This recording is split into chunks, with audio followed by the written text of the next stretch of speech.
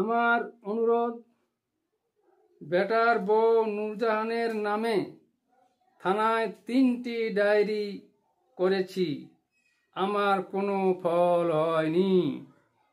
নূরজাহান আমার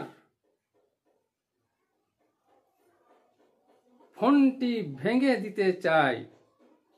তাবিজউদ্দিনের চাকরির টাকা তার বউ এবং তার শ্বশুর শাশুড়ি সব আত্মসাৎ করছে। তাবিজউদ্দিন মনের দুর্বলতা সুযোগ নিয়ে